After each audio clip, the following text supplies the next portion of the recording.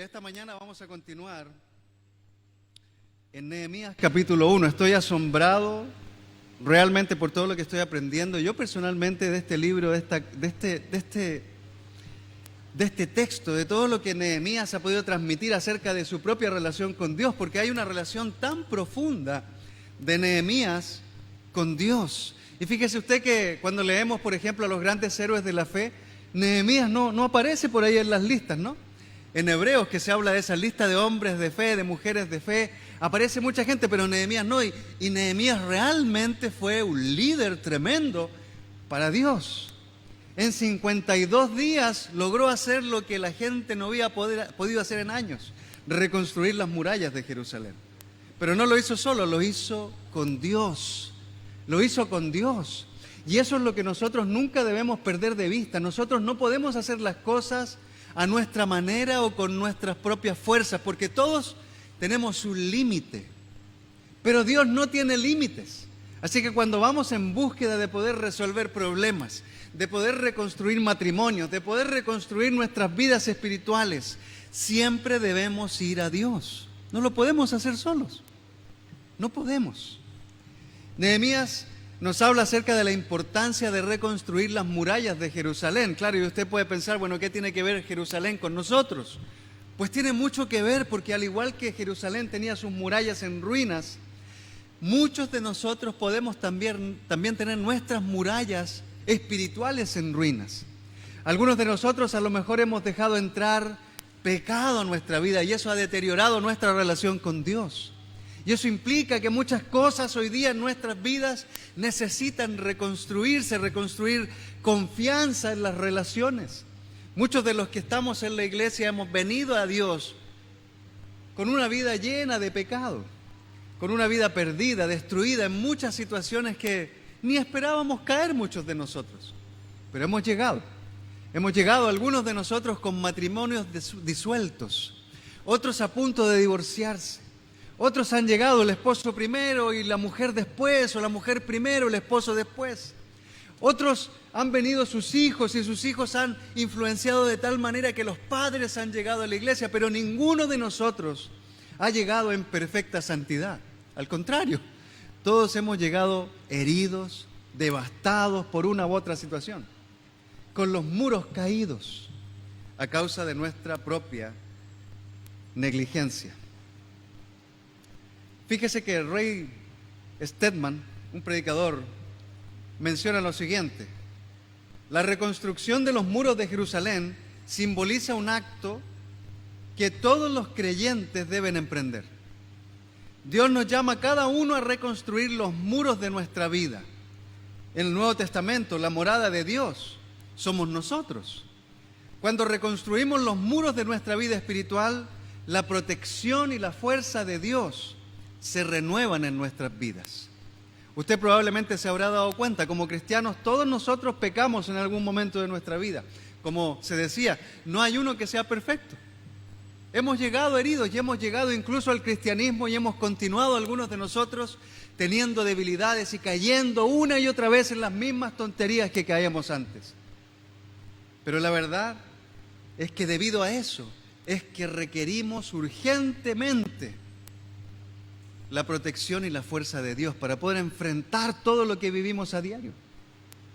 Por otro lado, otro predicador también llamado Charles Swindoll dice: francamente creo que las murallas de nuestras vidas a menudo están en ruinas por negligencia.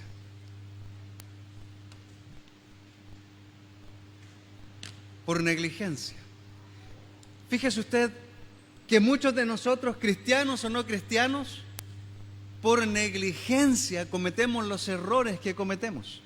Destruimos nuestros matrimonios no porque no amemos al otro, porque la mayoría de nosotros, estando sin Cristo, amamos a nuestras parejas y a nuestras familias, pero destruimos nuestras relaciones por negligencia, porque no buscamos a Dios, porque creemos tener las herramientas para hacer todo de la manera correcta.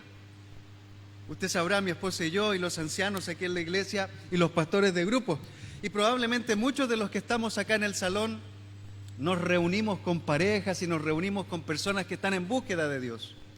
Y lo primero que notamos en muchos de ellos es la negligencia en sus relaciones.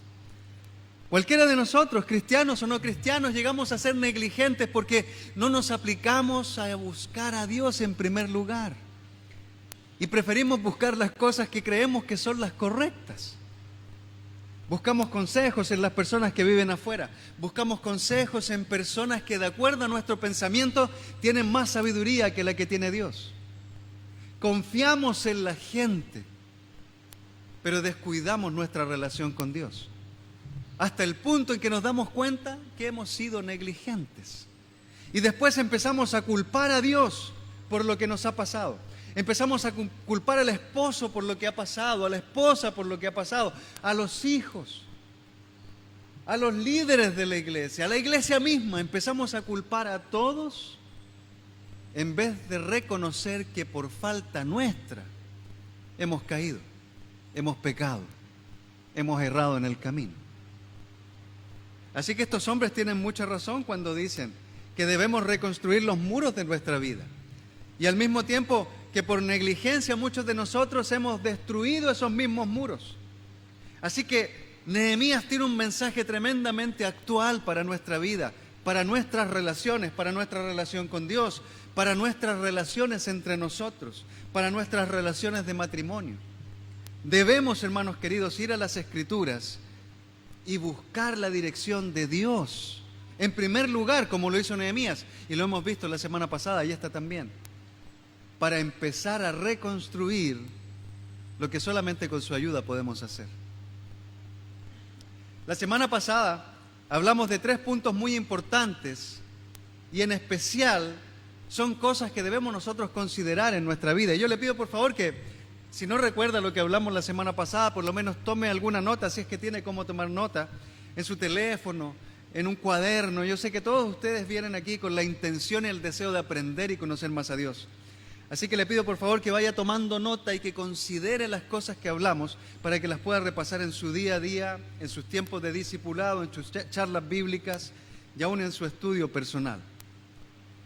Una de las cosas que vemos son estas 3 que están en la pantalla.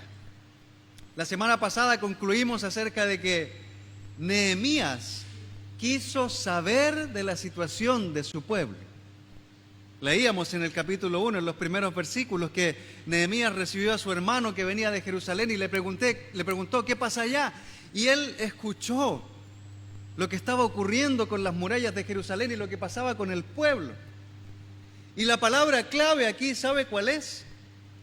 La palabra clave es saber.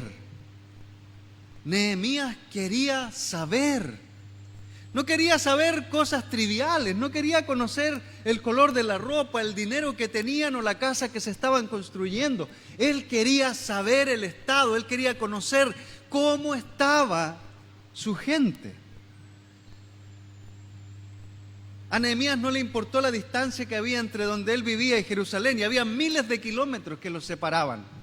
Hoy en día probablemente esos miles de kilómetros lo haríamos en un par de horas en un avión o tal vez en un día máximo, pero en ese tiempo no había ni aviones, ni autos, ni bicicletas, sino que andaban en caballo, andaban a pie, andaban en camello, tardaban días, semanas, meses, incluso años para llegar a un lugar.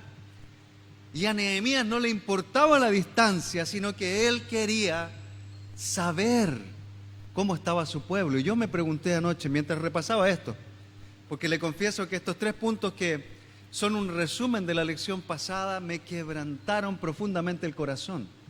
Le compartí a un hermano anoche todo esto mismo y le decía que estaba quebrantado. Le dije a mi esposa que el mensaje me estaba quebrantando. Y le digo a Dios anoche y hoy que realmente su palabra es poderosa y tiene ese poder para cambiar nuestros corazones. Él quería saber. Este hombre, hermanos, tenía su vida resuelta.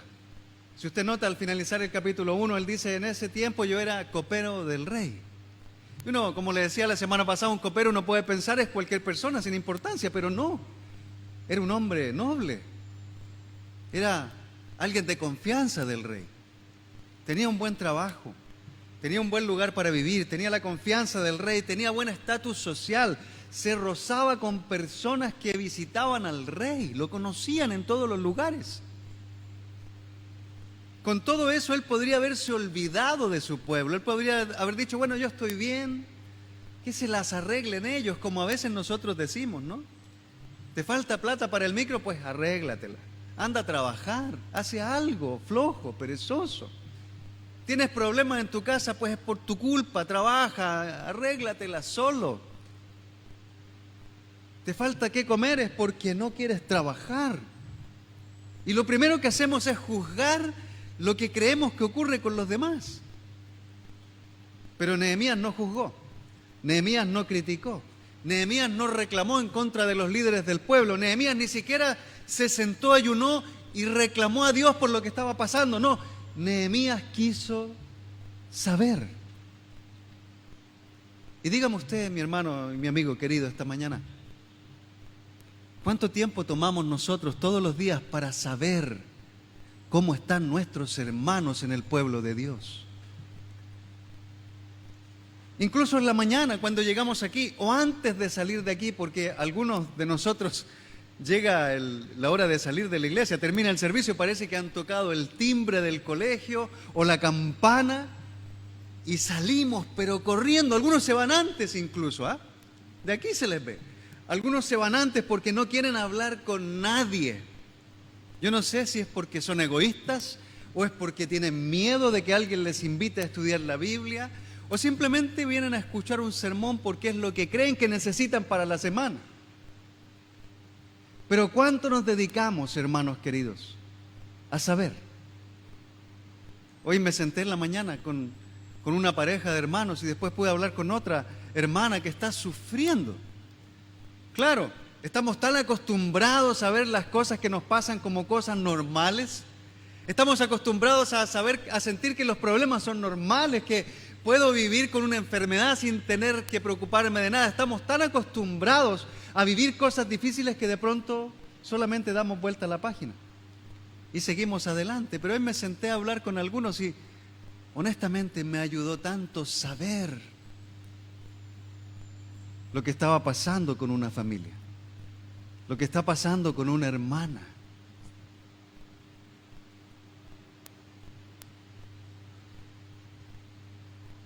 Necesitamos saber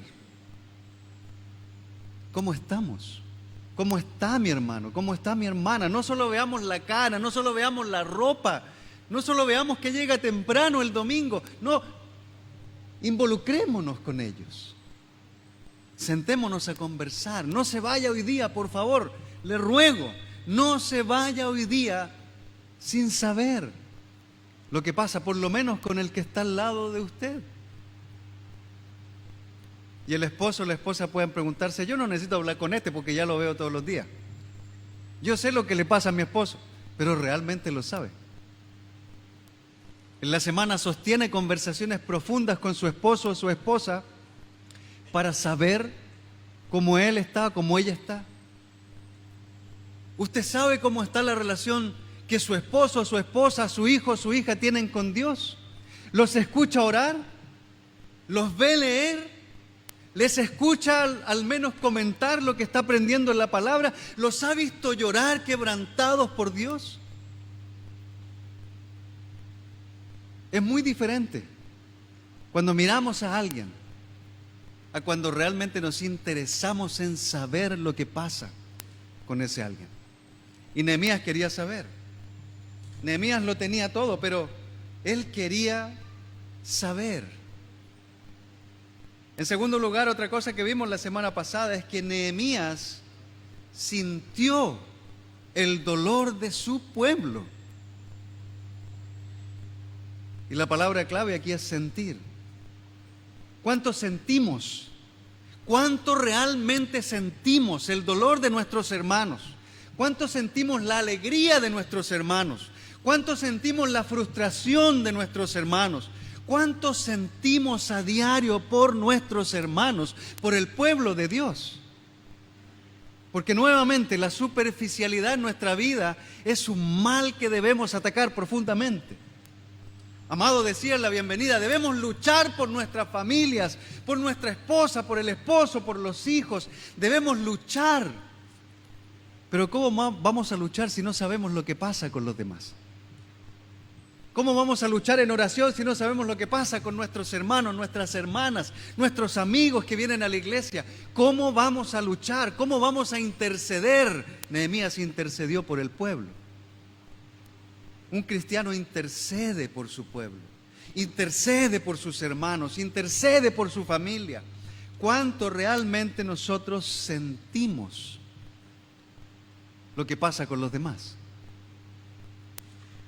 En vez de andar chismeando por ahí o por acá y andar hablando mal de los demás, diciendo, mira ese que anda por aquí, que anda por allá, que se buscó uno aquí, que se buscó uno acá, que anda metido en ese burdel, que anda tomando, que anda en las drogas. ¿Por qué mejor no hablamos con ese hermano, con esa hermana? Y le preguntamos y sentimos lo que está sintiendo. Algunos de ustedes tienen hijos enfermos o tienen relaciones que están destruidas. O tienen un padre que está por morir. Y están callados y en silencio. ¿Y sabe por qué muchos de nosotros estamos callados sin hablar y estamos en silencio? Pues porque creemos que a los demás no le importa lo que nos pasa. Dígame si alguna vez no se ha sentado con alguien y ha empezado a abrir su corazón y de repente la puerta se le ha cerrado en la cara porque al otro no le interesa escuchar lo que le pasa. Hermanos, a veces los cristianos tenemos una falta tan grande de empatía que nos volvemos como rocas. ¿Ha intentado usted hablar con una roca? Yo sí. Le aseguro que no va a tener respuesta. Nehemías, hermanos, sintió. Un expresidente de los Estados Unidos llamado, bueno, no lo puse ahí, sorry, Theodore Roosevelt, seguramente ha escuchado acerca de él. Fue presidente de los Estados Unidos por el año 1901, hace años atrás, pues, ¿no? Pero él dijo, a la gente no le importa cuánto sabes, porque muchos de nosotros nos esforzamos por saber. Pero él dijo, a la gente no le importa cuánto sabes, sino hasta que ellos saben cuánto te importan. Usted puede tener miles de títulos, yo puedo tener un montón de títulos. Y puedo saber mucho de la Biblia, puedo conocer hartísimo, y aquí hay personas que probablemente conocen muchísimo más de la Biblia que yo. Pero ¿de qué sirve que yo le dé una buena lección o que la gente nos dé unas buenas lecciones sobre la Biblia si no pasamos de la teología? Si no pasamos de ser buenos maestros para otros, pero no nos entregamos a compartir la carga de las personas.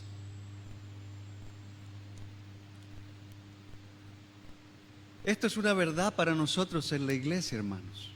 Al igual que Nehemías, cada uno de nosotros debemos trabajar porque nos importen las personas. ¿Sabe? Tristemente, terminé de leer, bueno, no digo tristemente porque terminé de leer, me encanta leer, pero terminé de leer un libro hace unos días atrás que habla acerca de la influencia del Espíritu Santo en las personas. Es de un autor que se llama Francis Chan. Seguramente usted ha escuchado hablar de Francis Chan y ha leído algunos textos también de él. Y este libro habla acerca del Dios olvidado, el Espíritu Santo, que muchas veces pasamos por alto. Y él cuenta en uno de los capítulos acerca de un suceso que ocurrió con un hombre que visitaba la iglesia. Él cuenta que ese hombre pertenecía o había pertenecido a las pandillas. Usted conocerá a las pandillas. Aquí en Bolivia y en todo el mundo hay pandillas. Pero hay lugares donde son más extremas, hay lugares donde las pandillas tienen control sobre las situaciones de la gente y de los sectores y son tremendos. Y este hombre llegó a la iglesia lleno de tatuajes, imaginará usted un hombre lleno de tatuajes a la iglesia, Y no tengo nada en contra de los tatuajes. Si usted tiene un tatuaje, bienvenido sea. Yo no le voy a juzgar por eso. A mí no me gustan los tatuajes, por eso no tengo. He pensado de vez en cuando en hacerme uno, pero no sé si realmente lo voy a tolerar, porque no me gustan, pero hay personas a los que sí. Hay quienes se graban una cruz, el nombre de su esposa, el nombre de sus hijos, algunas fechas, he visto por ahí, en algunos brazos también fechas y cosas, y no hay nada malo con eso. Si quiere ser muy estricto y piensa que es pecado, estudie la Biblia. Yo creo que no es pecado tatuarse. Pero por favor, no se lo diga a nadie. Si no, vamos a tener problemas después. O quizás vamos a empezar a recibir muchas personas tatuadas también, ¿no? Que vengan todos para acá. Amén. Pero fíjese que este hombre llegó a la iglesia y él dice que se dieron cuenta que el hombre estaba queriendo conocer a Dios, que quería conocer la Biblia, que quería tener una relación con el Señor, pero después de unos meses se dieron cuenta que ya no venía a la iglesia. Y lo entrevistaron, fueron a buscarlo, una iglesia grande la que tiene él, no le da para ir él mismo a ver la gente, pero entre todos buscaron al hombre y le preguntaron, hey, ¿por qué no vienes ya a la iglesia? ¿Y sabe lo que él contestó? Y estoy parafraseando lo que dijo Chan en su libro. Él contestó que la respuesta de este hombre es que se había equivocado con la idea que tenía acerca de la iglesia. Él había salido de las pandillas y pensó que la iglesia era algo como las pandillas. Obviamente no andaban fumando hierba y haciendo cosas locas, pero él pensó, la iglesia debe ser tan unida como la pandilla. Porque él decía, en la pandilla nosotros nos amamos y nos tratamos bien y tenemos familia. Entonces él dijo, pensé que la iglesia también iba a ser una pandilla, que nos íbamos a tratar bien, que íbamos a estar comprometidos unos con otros, pero no fue así. Entonces me fui. Y Chan menciona lo triste que se sintió porque dijo que la iglesia sí debería ser más que una pandilla y tener más compromiso y fidelidad el uno con el otro y con Dios. Pero la triste realidad es que la superficialidad de nuestras relaciones nos llevan a no ser la familia que Dios quiere que seamos. Y terminamos apartándonos de Dios pensando que hay otros lugares donde podemos encontrar lo que pensábamos encontrar en la iglesia. No debemos esperar, hermanos, a sentirnos tan solos en la iglesia para no hacer cambios y volver la iglesia como Dios quiere que sea. Está claro que pertenecer a la iglesia significa estar involucrado en la vida de los demás. Pablo menciona en Romanos 12, versículo 15, y voy a leer nada más algunas escrituras, puede tomar nota. Romanos 12, versículo 15, si alguno está alegre, alégrense con él. Si alguno está triste, acompáñenlo en su tristeza, pero a veces somos diametralmente opuestos a lo que dice aquí. Un hermano empieza a enamorar, ¡ay, pero cómo se le ocurrió que podía hacer! Yo lo quería para mí, dice la hermana egoísta, y se lo llevó otra. Otro se compra un auto nuevo y empiezan los chismes y las críticas. Mira, este se gasta la plata en auto nomás. No da ni ofrenda y se la gasta en auto. Por ahí nos falta el que dice, mira, el pastor tiene un auto nuevo. Pucha, que le está yendo bien con la ofrenda. Como si el pastor se llevara la ofrenda, y no me va a decir que alguno de ustedes no ha pensado así. Porque hasta me lo han dicho de cierta manera. En vez de sentir alegría, en vez de sentir tristeza, sentimos envidia. Nos ponemos egoístas y orgullosos y nos apartamos de la gente. Pero la Biblia nos llama a acompañarnos, a estar juntos. La palabra unos a otros del griego se repite constantemente en el Nuevo Testamento, especialmente en las cartas. Gálatas 6, versículo 2 nos dice que debemos llevar las cargas los unos de los otros. Si realmente lo hiciéramos, habría mucho menos pecado en la iglesia, porque estaríamos ayudándonos realmente uno a otro a cargar con lo que al otro le cuesta. A ayudar al que está más débil en vez de ponerle el pie encima muchas veces. Thomas John y Esteban Brown, que estuvo hace poco acá con nosotros, mencionan en uno de sus libros, titulado Unos a Otros, Está claro que pertenecer a la iglesia significa, dicen ellos, estar involucrado en la vida de los demás. Las cartas del Nuevo Testamento afirman constantemente la importancia de relacionarnos unos con nosotros, no para satisfacción personal, sino que para servir a los demás y ayudarlos con sus cargas. ¿Cuántos de nosotros, hermanos queridos, en la semana estamos hablando con nuestros propios hermanos de la iglesia y les estamos preguntando acerca de su vida devocional? ¿Cuántos de nosotros nos reunimos en nuestros tiempos de discipulado para confesar nuestros pecados, para hablar de las cosas que no estamos pudiendo llevar? ¿Cuántos de nosotros estamos buscando ayuda en otros hermanos para poder llevar una vida cristiana mejor? La vida cristiana puede ser difícil para algunos hermanos. Por eso debemos estar involucrados unos con otros para ayudarles con las cargas que les resultan difícil llevar. En tercer lugar, y una conclusión que tomábamos de la semana pasada, es que Nehemías actuó motivado por el celo que sentía por Dios. El celo, y no estoy hablando de ser celoso con la esposa o el esposo. No estoy hablando de ponerse inseguro porque la esposa está hablando con un hermano cristiano o porque el esposo está hablando con una hermana cristiana y empezamos a compararnos y empezamos a pensar mundanamente como la gente piensa afuera, ¿no? Este ya no me mira, la mira a ella, es más bonita, y Satanás empieza a entrar en la mente del cristiano. Y el hombre cristiano empieza a pensar mal de la hermana. Me va a engañar. Celoso. No por Dios, por él, por su inseguridad, por su negligencia, por su historia de vida. Tal vez ha sido engañado antes, tal vez ha sido engañada antes. Y trae eso a la iglesia pensando que todos los hombres son iguales. Yo he escuchado eso, ¿no? Usted lo ha escuchado, a lo mejor lo ha dicho. No, es que todos los hombres son iguales. Y eso no es cierto. Es una mentira de Satanás que ha puesto en tu cabeza. No todos los hombres somos iguales. Algunos son más bonitos, otros somos más bonitos todavía y otros somos más feos. Pero no todos somos iguales. No, es que a mi hermano le encanta mirar mujeres cuando ando en la calle, así que todos son iguales. No, no son todos iguales. Quítese esa mentira estúpida de la cabeza.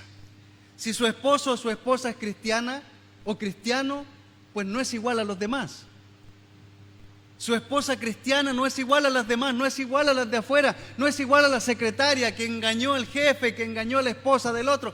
No somos iguales, somos diferentes.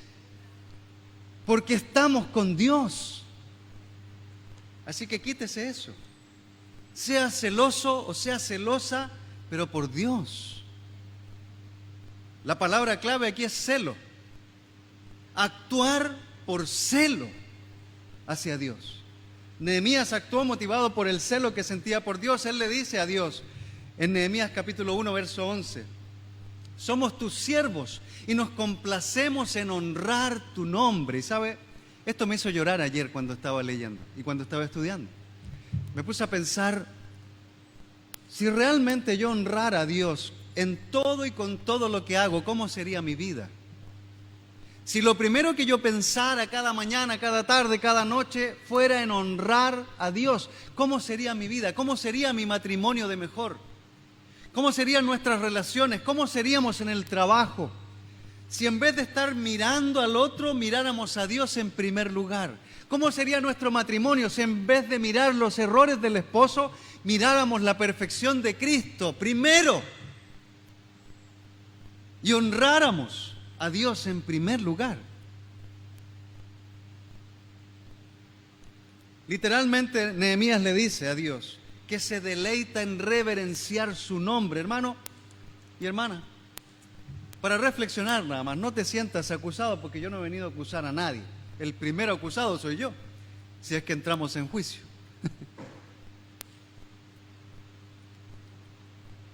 ¿Cuánto reverenciamos a Dios en nuestro matrimonio? Cada mañana al despertar y por la noche al descansar. Esa es una canción también, ¿no? ¿Cuánto reverenciamos a Dios con nuestros ojos? ¿Sabe usted que Job el profeta en el Antiguo Testamento hizo un compromiso con sus ojos para no codiciar mujer alguna, estaba casado. Quería honrar a Dios. Y usted, mi hermano, ¿cuántas veces nosotros como hombres, ya que algunos dicen que todos somos iguales, cuántas veces caminamos por la calle mirando una que otra mujer al lado de nuestra esposa? ¿O cuántas esposas de pronto empiezan a escuchar esa palabra sentimental del compañero de trabajo? Uy, que te ves bonita, le dice. Apuesto que tu esposo no te regala ni flores, te mereces muchas, le dice. Yo también fui del mundo, así que conozco las artimañas. Y nuestras hijas y nuestros hijos en la universidad empiezan a ser confundidas también. ¿Por qué? Porque no tienen celo suficiente por Dios y se dejan arrastrar por los jóvenes que solamente desean disfrutar una noche. ¿Cuál es nuestro único deseo en la vida? No, yo quiero que mi hijo sea el mejor profesional, que gane mucho dinero, que se vaya fuera del país a estudiar. Y no quiero decir que está mal, por favor, no me malinterprete. Pero para algunos de nosotros el mayor deseo es que nuestros hijos tengan un buen vivir, que tengan dinero, que tengan una buena esposa, que tengan una buena casa, autos. Algunos de los que estamos aquí de pronto trabajamos y juntamos dinero para comprar una casa para nuestros hijos. Y pensamos, lo mejor que le puedo dejar a mi hijo es una casa. Otros, lo mejor que puedo dejar a mi hijo es la educación. Pero no es así. Porque usted se va a morir, yo me voy a morir, su hijo se va a morir y alguien más se va a quedar con lo que usted reunió. Sin embargo, si trabajamos por complacer a nuestro Dios y ayudamos a nuestros hijos a que entiendan que necesitan complacer a su Dios, pues lo mejor que le vamos a dejar a ellos es una relación con el Señor. Y vamos a edificar en ellos buenos principios morales que faltan tanto en nuestra sociedad, porque nuestros países se están derrumbando a causa del pecado. Nehemías actuó motivado por el celo que sentía por Dios. Es tan tarde, hermano querido. No importa si usted o no es cristiano, eso no es cristiano, eso ahora no está en cuestionamiento, porque usted puede serlo también. Vaya a las Escrituras y actúe por celo. No le reclame a su esposa porque viene a la iglesia, o no le reclame a su esposo porque no viene. Más bien preocúpese usted de ser un hombre o una mujer celosa por Dios. De esa manera Dios le va a bendecir también y le va a ayudar para tener una mejor relación. Pero enfoquemos la mente en Dios. Estos 3 puntos quería compartir de la semana pasada.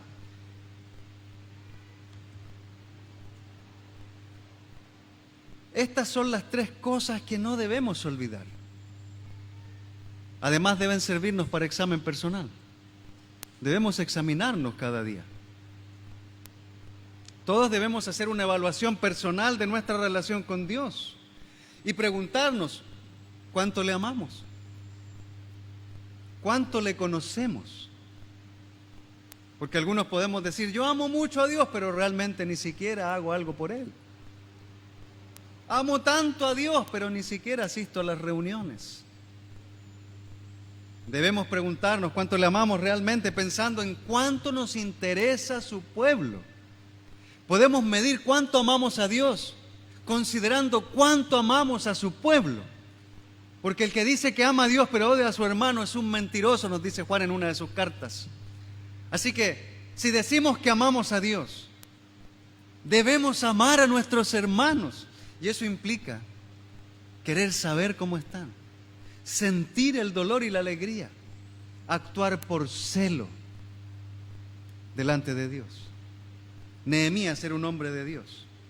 En los versículos 4 al 11, Nehemías dice lo siguiente: al escuchar esto me senté a llorar, hice duelo por algunos días, ayuné y oré al Dios del cielo. Le dije, Señor, Dios del cielo grande y temible, que cumples el pacto y eres fiel con los que te aman y obedecen tus mandamientos. Te suplico que prestes atención, que me prestes atención, que fijes tus ojos en este siervo tuyo que día y noche ora en favor de tu pueblo Israel. Fíjese cómo Nehemías dice que día y noche ora en favor de tu pueblo Israel. ¿Cuántos de nosotros nos pasamos el día y la noche orando por nuestros hermanos? ¿Cuántos tomamos tiempo, queridos hermanos, para orar incluso por los miembros de nuestra casa, por los miembros de nuestro grupo pequeño? ¿Cuántos estamos orando todos los días por las hermanas que son mayores en la congregación, por los líderes de grupo pequeño que tienen una gran carga para llevar a los demás a Dios, por los líderes de la iglesia, por los nuevos ancianos? ¿Cuánto oramos por los matrimonios, los solteros, las solteras, los jóvenes? ¿Cuánto oramos? Dice aquí que él oraba día y noche. Algunos de nosotros somos negligentes, perezosos, flojos en nuestra oración. Reclamamos porque alguien nos llama a las 6 o a las 5 de la mañana para orar. No, que tengo sueño. Recuerdo hace un tiempo atrás, probablemente cuando estábamos en pandemia, llamábamos a los universitarios para orar. La primera vez que los llamamos a orar a las 6 de la mañana, los grillos cantaban. De repente se conectó alguien. La segunda vez se conectaron 2 o 3. La segunda, la tercera ya empezaron a conectarse más, pero con el tiempo bajó el ánimo. Y hoy día a veces Wilson nos convoca a la oración. Claro, hay algunos que tenemos tiempos en los días sábados por la mañana, pero Wilson convoca a la oración y ¿cuánto respondemos a Dios? Ah, ya, Wilson de nuevo le dio con la oración. Otra vez la misma charla de este Wilson. Orar, ¿para qué? ¿Para qué? Y Nehemías oraba día y noche. A veces tenemos sueños grandes, tenemos deseos grandes, cosas que Dios pone en el corazón, pero no oramos, no le pedimos a Dios. Nos cambian el horario del trabajo y no podemos ir a las reuniones y no hacemos nada. Nos quedamos tranquilos, nos quedamos quietos. Algunos esperando que Dios haga un milagro, pero ni siquiera hablando con Él. Pidiéndole, Señor, cámbiame el horario, dame otro trabajo, ayúdame acá porque quiero estar con mi gente. No, la negligencia es parte de la relación que muchos de nosotros podemos tener con Dios. Y después le reclamamos al Señor, es que por tu culpa, no fue por culpa de Él, es por culpa nuestra, por nuestra falta. Lo primero que podemos mirar aquí es que si queremos orar seriamente por algo, debemos acompañar la oración del ayuno. Yo pensaba, ¿cuántas veces hablamos del ayuno en la iglesia? Claro, lo mencionamos, pero no estudiamos profundamente y no practicamos tan profundamente la disciplina del ayuno. Y es porque somos hambrientos. Nos gusta comer. No nos gusta que nos quiten la comida. De hecho, yo sé que va a llegar la hora en que yo termine y ya vamos a estar pensando. Hay un queperí por ahí. Hay un chancho de esos que ustedes saben que son bien bonitos. Una sopa de maní me está esperando en la casa. Pucha, que se demora el pastor, no termina nunca y tengo hambre. Y yo sé que algunos de nosotros vamos a salir disparados de aquí. Como con zapatilla de clavo, le decimos en mi país, cuando salimos así rapidito. Pero él no. Nehemías decidió orar y ayunar. ¿Sabes, hermano? Y yo me incluyo con ustedes en esto porque sé que he sido negligente incluso en mi ayuno. Mientras más desafiante sea la situación, la prueba, el problema, la debilidad que tenemos, la tentación que enfrentamos, debemos acompañar la oración del ayuno. Si usted se fija en la Biblia, vemos a las personas espirituales orando y ayunando. Moisés orando, ayunando. Jesús orando, ayunando por muchos días. Esther durante 3 días orando, ayunando, incluso de líquido. Y todo el pueblo judío con ella orando y ayunando. ¿Por qué? Porque su vida estaba en peligro. Nehemías tenía su vida en peligro. Porque el rey le podía quitar su vida, lo podía mandar preso, lo podía aniquilar.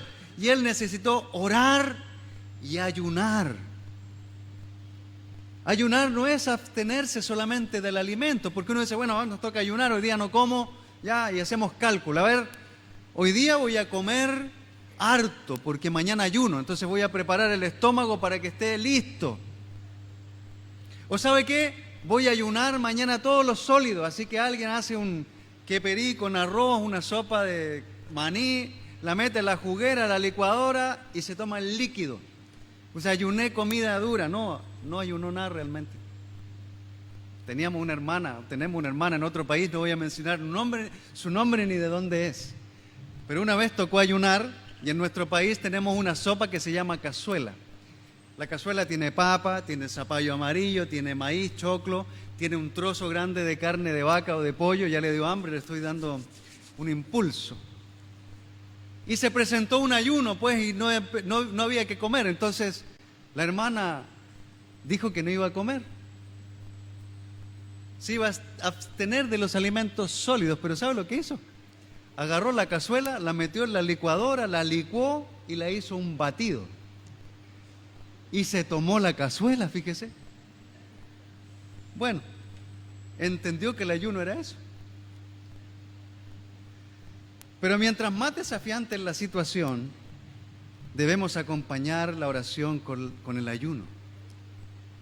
Nehemías lo hizo así.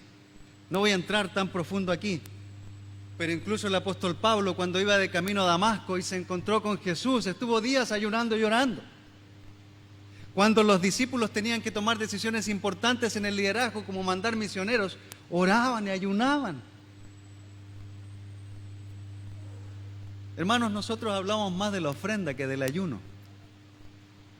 Y de hecho, si ayunáramos porque nos cuesta ofrendar, estoy seguro que nuestros corazones cambiarían, porque el ayuno nos ayuda a conectar con Dios y con su voluntad.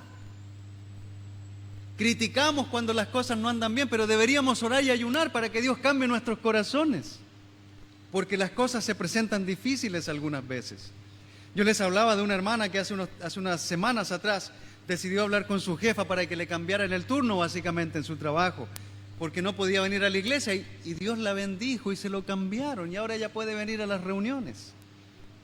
Otros se aferran a las relaciones con otras personas pensando que no hay nada mejor que esa relación, pero no van a Dios orando y ayunando para que Dios transforme el corazón. Nehemías sabía que necesitaba orar y ayunar porque la prueba que tenía encima era muy grande. No se trata solo de no comer, se trata de abstenernos de comer para recibir energía y fortaleza espiritual de Dios, quien es el maná que nos da la vida. Jesús dijo, yo soy el pan. Él es la comida que necesitamos. Jesús le dijo a Satanás en el desierto, no solo de pan vivirá el hombre, sino de toda palabra que sale de la boca del Señor. Nehemías sabía lo que enfrentaba y el desafío era mucho más grande que él y que el mismo rey. Cuando Nehemías se enteró de lo que pasaba en Jerusalén, oró, ayunó, suplicó al Dios del cielo. No se fue inmediatamente a buscar sus contactos. Algunos de nosotros rápidamente vamos en búsqueda de los contactos. Escuchaba la otra vez a unos hermanos, me parece, que estaban hablando acerca de estos contactos que a veces uno tiene en diferentes lugares públicos. No voy a hablar de qué lugares, pero hay gente que tiene contactos con personas que usan uniforme. Y cuando le han metido un parte, pues lo primero que hacen es llamar al amigo, ¿no? Oye, mira, me pasaron ¿cómo le llaman acá? Una multa. Me dieron la boleta. Ayúdame porque no tengo dinero, no quiero pagar. Y viene el amigo de uniforme de por ahí, de por acá, y le hace un cambio y se queda sin multa. Pero ¿cuánto vamos a Dios? Cuando estás en medio de la tentación, cuando estás sola o solo frente a la tentación, ¿cuánto vas a Dios? ¿Cuánto miras a Dios? En vez de mirar al lado, en vez de mirar las cosas que se te presentan, ¿cuánto miramos a Dios? Hace un tiempo escuchaba a un miembro de la iglesia que eligió desistir de su relación con Dios y también de su matrimonio. Y yo me preguntaba, ¿cuánto habrá luchado él en oración y ayuno?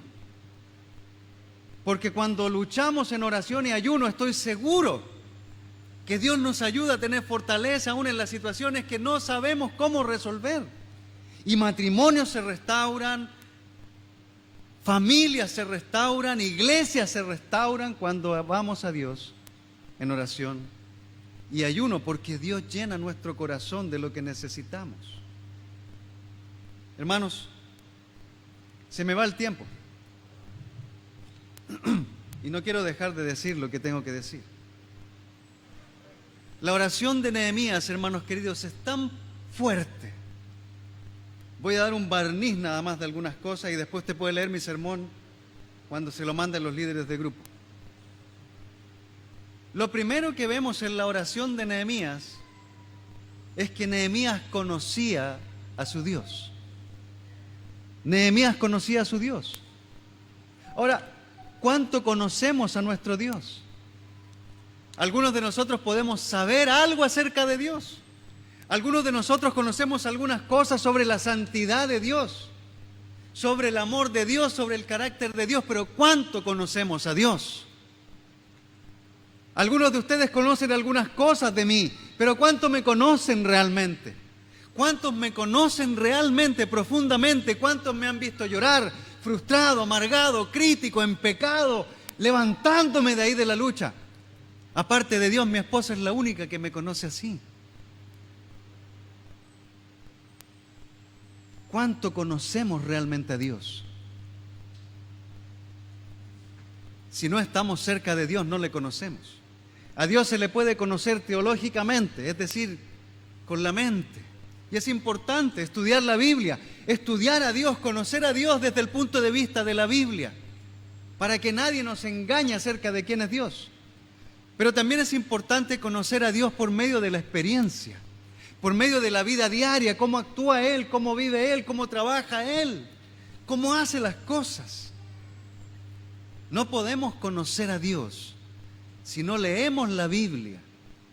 No podemos conocer a Dios si no experimentamos su presencia en nuestra vida. Y para eso debemos convertirnos al cristianismo.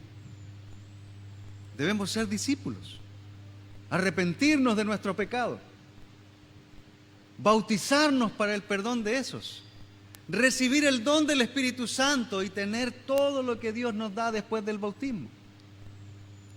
Alguien que dice, yo conozco a Dios,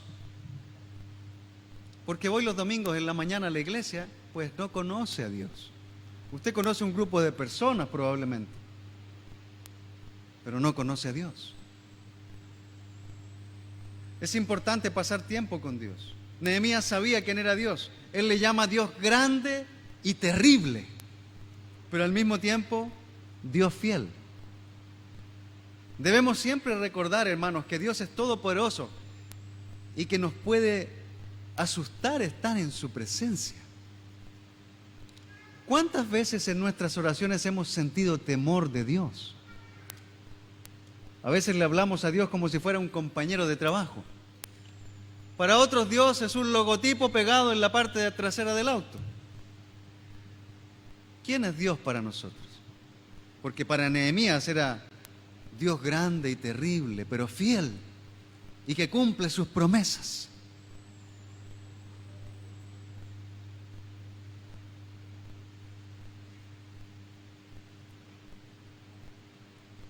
Quiero terminar con esto porque creo que es muy importante.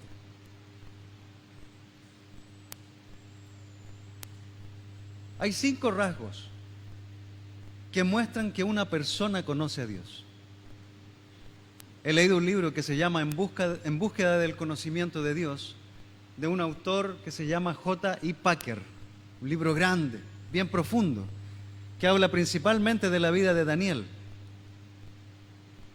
pero que menciona cómo es un hombre, una mujer, un pueblo, una iglesia que conoce a Dios. Y por favor tome nota de esto. Los hombres que conocen a su Dios son obedientes a su llamado. Los hombres que conocen a Dios son obedientes a su llamado. Obviamente no vemos el llamado de Dios a Nehemías ahí en primera línea, pero Nehemías fue llamado por Dios a ir al pueblo y restaurar las murallas, A lo mejor Dios te está llamando hoy día. Quizás a ti, sí, a ti, tal vez a ti te está hablando Dios. Y no tienes los oídos bien abiertos para escuchar lo que Él quiere que hagas.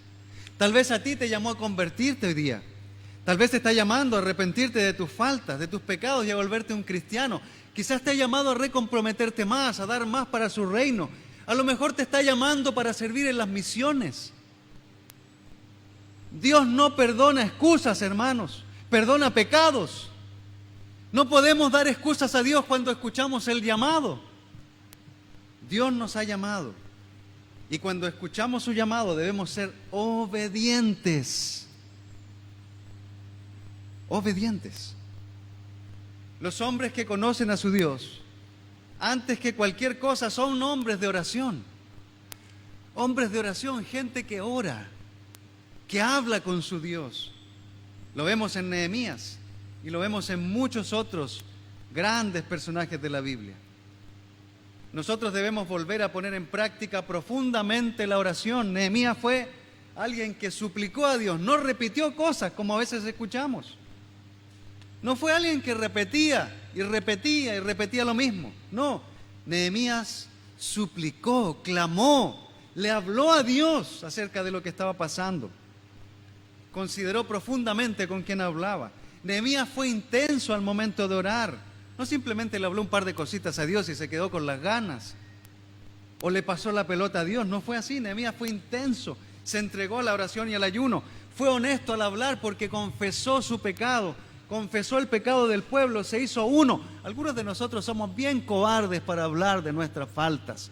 Nos atemoriza decirle al hermano que hemos pecado, que estamos tentados con una u otra cosa. Nos da vergüenza ser honestos porque cuando somos honestos, somos vulnerables. Y si hay algo que al hombre le inquieta es ser vulnerable, porque es descubierto tal y como es. Así que preferimos vivir de apariencia, mostrando a todos los demás que todo está bien, cuando la verdad es que todo está mal y tenemos un desastre en nuestra vida. Fue urgente en su búsqueda. Las personas que conocen a Dios tienen una gran admiración hacia Él. Lo admiran porque saben quién es Dios. Dios grande y temible, Dios todopoderoso, Dios creador, el Dios que puede mandar nuestras almas al infierno. Es Dios, nuestro Dios.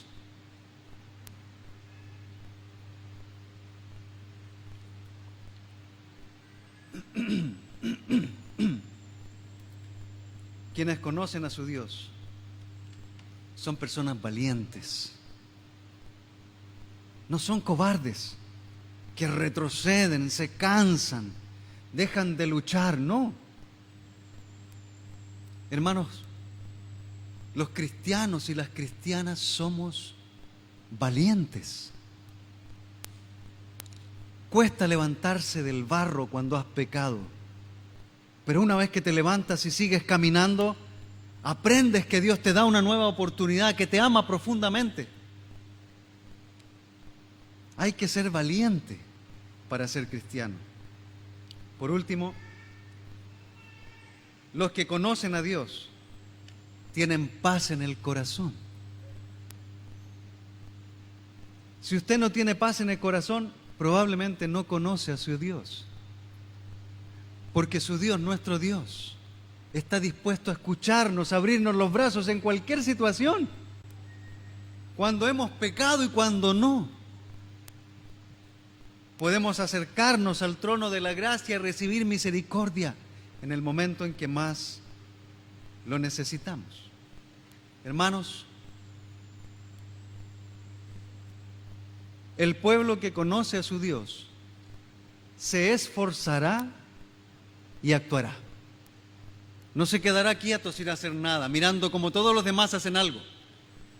Se esforzará, trabajará, luchará por cambiar y por ayudar a otros a cambiar.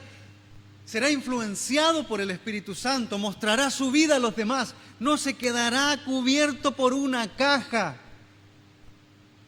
sino que hará algo para reconstruir sus murallas y las murallas del pueblo. Debemos conocer a Dios, no algunas cosas sobre Dios.